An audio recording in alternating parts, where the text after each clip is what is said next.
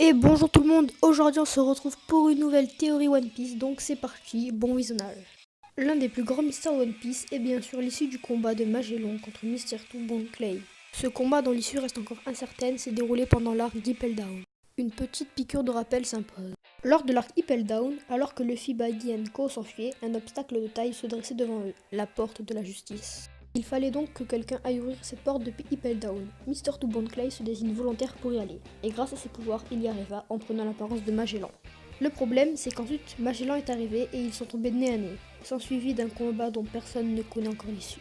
Tout porte à croire que Bone Clay est mort, surtout comme cela est présenté. Mais en fait, non, Bone Clay n'est pas mort et je dirais même qu'il a battu Magellan. C'est exactement dans le chapitre 666 que nous apercevons un homme, une femme, en fait un travesti, qui portait les vêtements d'un cygne. Était-ce Bone Clay? Eh bien oui. Maintenant que nous avons la preuve que Bone Clay est vivant, nous allons passer à la théorie. On sait que Magellan n'est plus le directeur d'Ippel Down et que Hannibal l'a remplacé. Magellan a démissionné de son poste d'Ippel Down et beaucoup croient que c'est parce qu'il a laissé beaucoup de prisonniers s'échapper et qu'il a perdu contre Shiryu. On voit bien que quand tous les prisonniers s'échappent, Magellan est seulement surpris et ce n'est donc pas ça qui l'a fait démissionner. La défaite contre Shiryu, qui était censé être moins fort que lui, l'a peut-être atteint, mais Shiryu l'a eu par surprise. Le problème, c'est qu'avant son combat contre Shiryu, il s'est battu contre Bone Clay et a perdu. Et là, ce n'était pas l'effet de la surprise. Je pense que Bone Clay a eu un power-up pendant le combat, un peu comme Zoro lorsqu'il combattait Mr. One. Bone Clay peut, grâce à son fruit, prendre l'apparence de la personne qu'il a touchée à volonté. Mais en revanche, il ne peut combattre qu'avec son apparence. Et si l'éveil de Bone Clay permettait de changer l'apparence d'une autre personne? Si Bone Clay utilisait son éveil sur Magellan, Magellan ne pourrait plus secréter de poison et alors il ne serait plus dangereux pour Bone Clay. Mais une question se pose, comment Bone Clay a pu déclencher l'éveil de son fruit?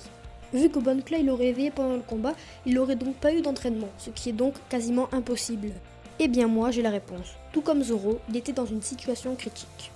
Lorsque Zoro a pu trancher l'acier, il était aux portes de la mort, et je pense que c'était aussi le cas pour Bone Clay lorsqu'il a éveillé son fruit. Alors attention, c'est un peu compliqué.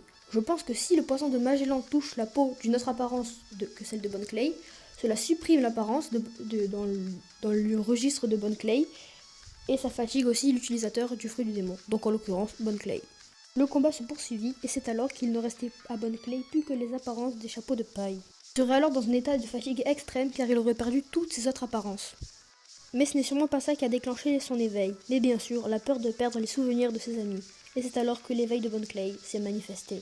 Comme il l'a dit lui-même à Luffy, un Travelot ne peut pas ignorer la fleur de l'amitié.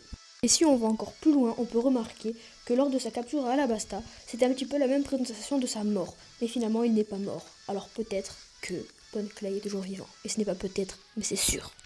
Une fois éveillé, Bone Clay aurait pu tuer Magellan. Mais comme il n'avait aucune raison de le faire, il le fit capituler face à Luffy et les autres.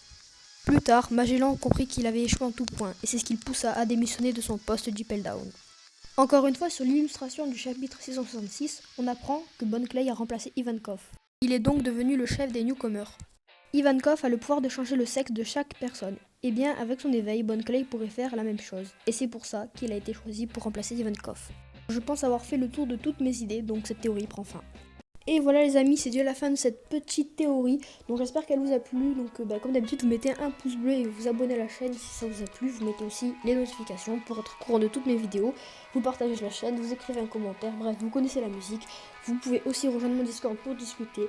Bref, voilà, maintenant je vais plus trop le dire à chaque fin de vidéo, voilà, parce que ça fait assez longtemps, je pense que vous avez compris. Donc voilà, moi je vous dis à très vite, ciao!